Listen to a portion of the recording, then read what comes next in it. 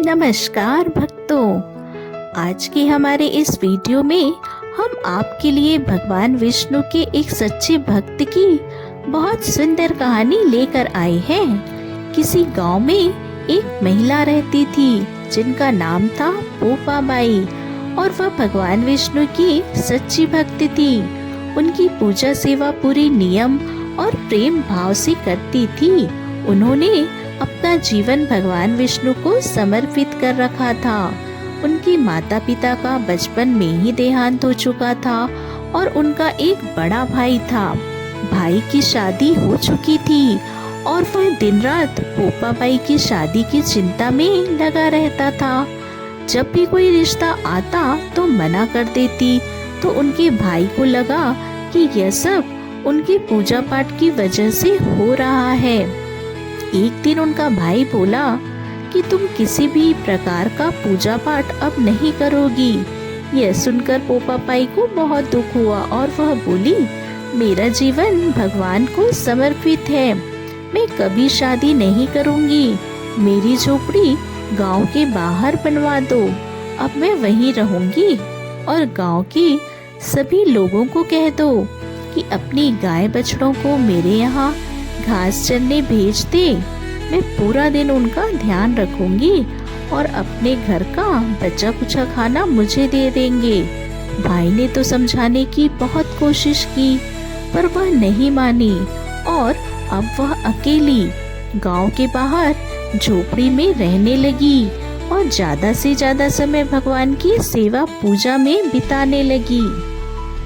एक दिन उस नगर का राजा शिकार करने जंगल जा रहा था। वह रास्ते में उस झोपड़ी को देखकर रुक गया। उसे प्यास लगी थी। वह झोपड़ी में पानी पीने पहुंचा। झोपड़ी के पास जाकर उसने आवाज लगाई, कोई है, कोई है, लेकिन अंदर से कोई आवाज नहीं आई। राजा लगातार आवाज लगाता रहा। अंदर से पोपाबाई बोली, कौन है? तो राजा उनकी मधुर आवाज पर मोहित हो गया और सोचने लगा, इतनी मधुर आवाज वाली खुद कितनी सुंदर होगी। राजा के मन में पाप आ गया और बोला, मैं यहाँ का राजा हूँ और तुम्हारे साथ विवाह कर लूँगा। पोपाबाई बोली, जहाँ से आए हो वहीं लौट जाओ, मैं किसी पर पुरुष का मुख भी नहीं देखती हूँ, तो शादी तो दूर की बात है। यह सुनकर राजा और भी प्रसन्न हो गया और उन्हें जबरदस्ती अपने महल ले गया। पोपाबाई ने राजा को श्राप दिया कि तुम्हारा राजपाट सब नष्ट हो जाएगा।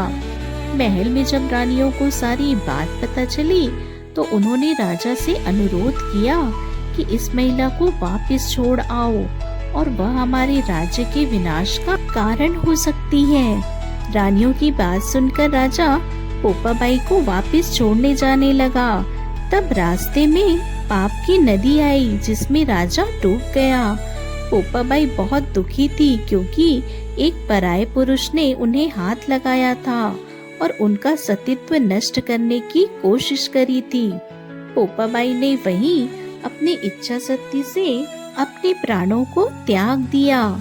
जब पोपाबाई धर्मराज के पास पहुंची तो उन्होंने पोपाबाई का बहुत आदर मान किया और बोले, आपको वैकुंठ नहीं मिल सकता क्योंकि आपने विधान के अनुसार नहीं बल्कि अपनी इच्छा शक्ति से प्राण त्याग दिए हैं, परंतु भगवान विष्णु की आज्ञा से आपको सोने का राज्य दिया जाएगा।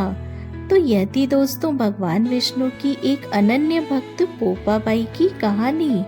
आपको कहानी कैसी लगी कमेंट में बताइएगा। साथ ही हमारे चैनल को सब्सक्राइब करना ना भूलें। धन्यवाद।